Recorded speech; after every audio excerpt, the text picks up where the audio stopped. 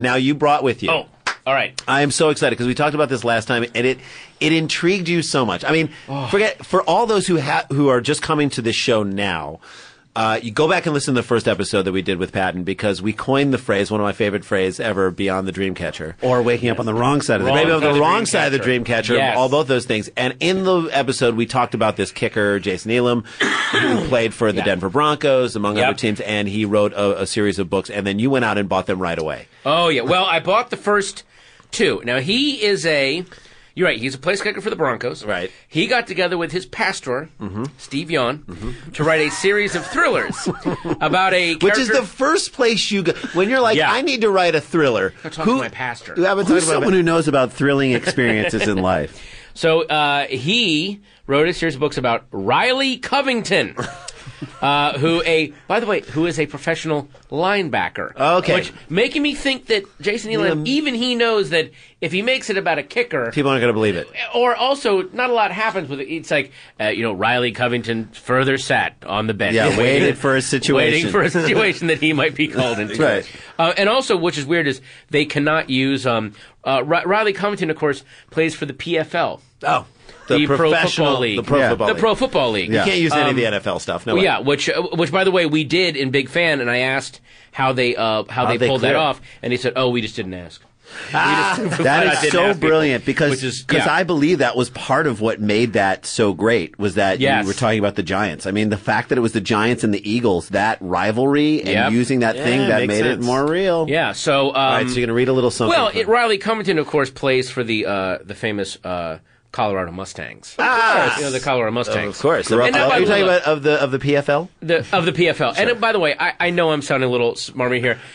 Yeah, we're kind of laughing a bit, but keep in mind, if someone like a Quentin Tarantino came up with an idea of a linebacker who's also fighting terrorists, you would go, genius, absolutely genius. I love it. But the fact that it's actually a place doing it, it's okay. So, right. But hey, how about let's wake up with Riley Covington. Yeah. How about we go with What Is Morning Is? Yeah, let's do some music. Let's do that. We'll put some music under this. Okay. And by the way, he's a bit eclectic. You'll see. Moving to the window, he pulled the drapes back, and instantly the room filled with white light. The sun wasn't up yet, but the reflection of the moon on the fresh snow made Riley squint. Why would anyone want to live anywhere else, he mused. He had always loved the Colorado winter, the frost on the windows, the muted sounds caused by a blanket of snow, the feel of a cold house in the morning while you're still warm under the blankets. Feeling invigorated, he padded into the kitchen, flicked on Fox News, oh boy, and began to assemble the ingredients of his daily breakfast shake. A simple concoction of protein powder, soy milk. What? That's not very Fox News. Wait a minute. Are you saying Fox News or MSNBC? Soy milk, whey, and frozen berries. As the blender whirred to life, Riley read the crawl at the bottom of the television screen. Homicide bomber in Netanya, Israel, kills 4 and wounds 17. He didn't say suicide bomber. He said homicide bomber. Homicide bomber. Okay. Riley's anger flashed. This was the 5th bombing in the past 2 weeks. What was the matter with these people? Didn't they care whom they killed? Didn't they know that these women and children had nothing to do with their war? As he stewed on this, his mind drifted back to a conversation he'd had with Tim Clayton, the senior pastor of Parker Hills Community Church, his home church, when he could attend. Yeah. So, okay, he gets a pass. On Sundays. Sunday's football day in the PFL. I'm sick and tired of hearing people say that we need to have compassion for these murderers and understand their belief system, Riley had said the day a Palestinian bomber had killed 14 people in a bus in Haifa. Haifa. Sorry, I knew I would mispronounce that. No, you're good. You're good. I'm glad I had two Jewish there you guys go. here I've been to Haifa. Yeah. Oh. And by the way, even though this is Pastor Tim in Colorado, I'm going to make him sound like an old British dowager. Let's do it, please. No one can make you love anyone, Riley, Pastor Tim countered. But keep in mind that these people are caught up in one of the greatest lies ever perpetrated on mankind. I just realized I made him Irish, sorry. Yeah, it's okay. fine. The lie that is worth killing others for your beliefs. These people need our prayers. They need our pity. And they need the power of our nation to try to stop them before they throw their lives away like this. I'm with you on your last point, Riley responded. They need to feel a serious U.S. smackdown. But Tim, You haven't seen what I've seen. You haven't seen your buddies lying in pieces in front of you. You haven't seen the children mangled by the screws and ball bearings from some terrorist wacko's bomb. I'm sorry, but pity's something I really have a hard time with right now. This is a kid's book, right? Mm-hmm. This is, yeah. There's no cursing in it. No. I understand, Tim said gently. Maybe because I haven't seen it, I can keep more of an objective viewpoint. I just know that the moment after these men, and women now, detonate their bombs, they've got a huge surprise waiting for them. Wow. Okay. All right. That was great. Let's be 100% honest here. Sure. Nobody likes suicide bombers. No. Nobody's going to be on their Even less side. homicide bombers. Even less homicide. Homicide bombers, absolutely not. But it is a little ridiculous. No, I don't understand why he is now taking it upon himself, aside from football, to now take this on his shoulders. But I guess we'll see. Well, we are about to see. And by the way, may I also mention the research, what's really odd about this book is the research into the villain of the book, this guy Hakim, is really well done. Yeah. And actually gives Hakim way too much of a backstory and a point. Yeah. Where you're actually sort of... You're like, am I reading this or am I reading The Kite Runner 2? Yeah, like his backstory is so tragic and so well written, and then he maps out exactly how this totally innocent kid who then suffers a tragedy falls in with these extremists. The whole time reading going, this makes complete sense. I'm not really sure what point of view this book is. Exactly. So then... let's do, and also what's really weird about the book is the behind the scenes football stuff is really well written. I'm sure. Like this point. Okay. Music.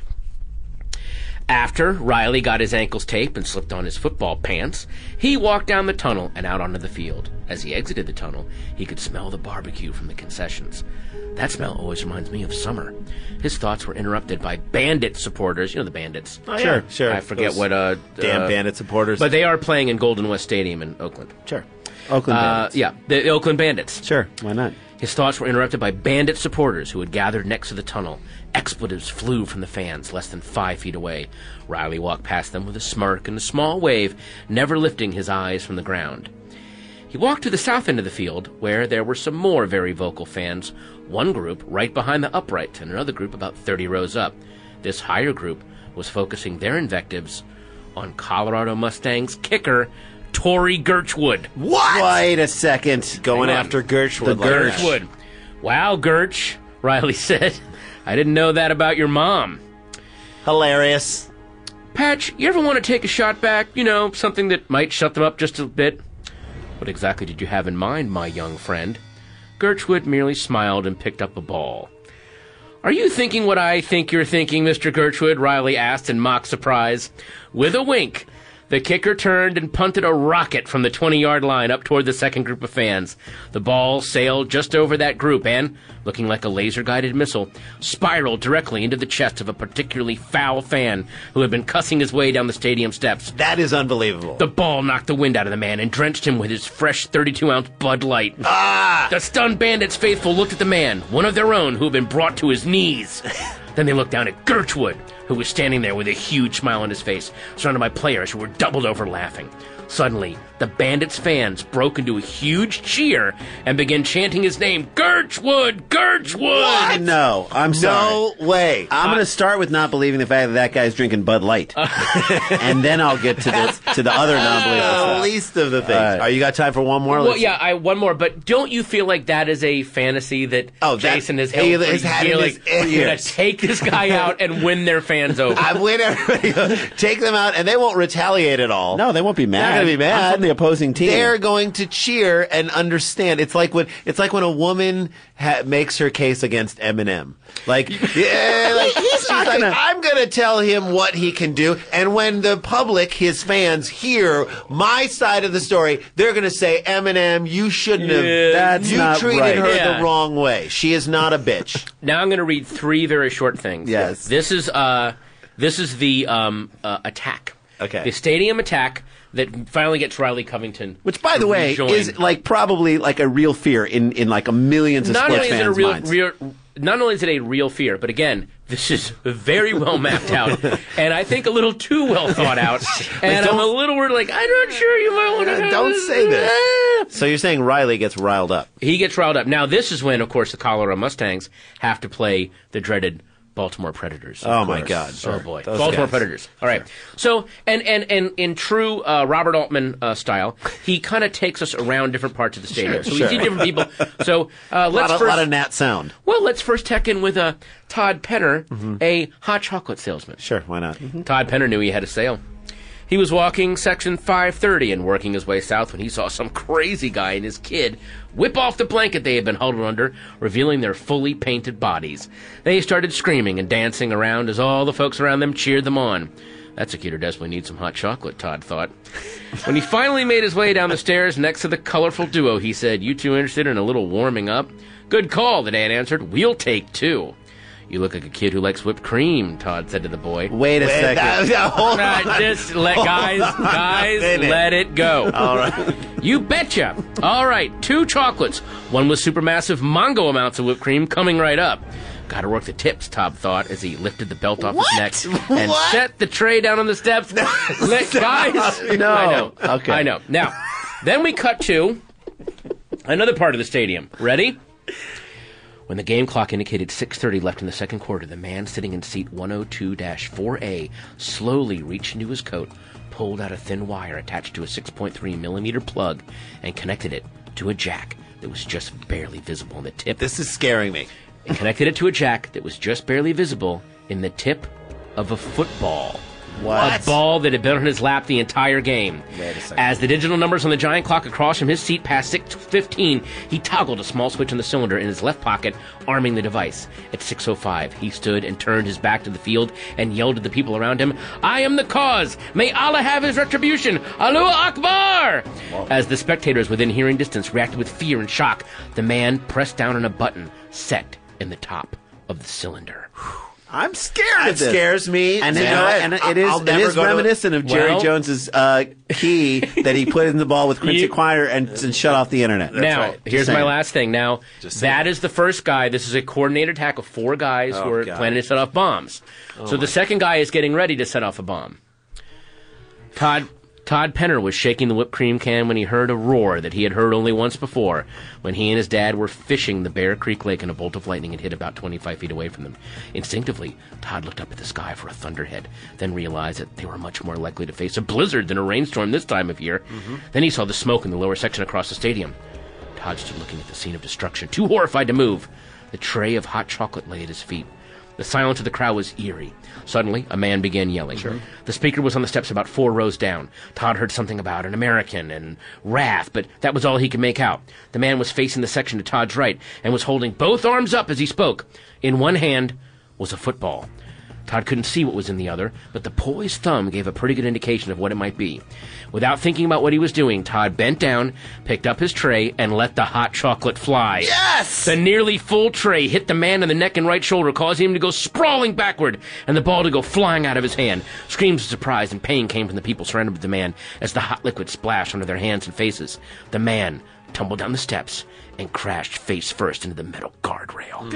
Good for him. Good. All right. Great. Oh, my God. Wow. I'm like... And that's just the beginning of Monday Night Jihad, ladies and I gentlemen. know that we were setting out to mock this book, but I'm telling you, I think you sold some books. Pretty sold intense. some books on here. I mean, it's nothing like your book. No zombie spaceship wasteland. By the way, how is that doing, by the way? It's doing pretty well. Fantastic. It debuted at number 15 on the New York Times bestseller. Oh, my list. God. That's what I'm talking about. By the way, for all of our fans, pick up that book. Thank you. I love that book so much. Pick up both these books. Go to Amazon, get both of these books, read them, read Patton's first, and then this one, and then compare them. And then, send in your emails and let us know of your favorite excerpts in here. We're gonna get Jason Elam on. We are gonna get him to read. We have to get him to read part of Zombie Spaceship Wasteland. I want him to read the movie theater stuff. Or maybe he needs to read from the sequel of Monday Night Jihad, Blown Coverage. Blown coverage is ridiculous. I love it. I know we can probably. And he's got to explain the soy milk. He does. He makes no sense. You have to explain the soy milk. Explain the soy. If anybody knows Jason Elam, and we'll be in Denver. If anybody knows him, get him out to our show. We got to get him on the show.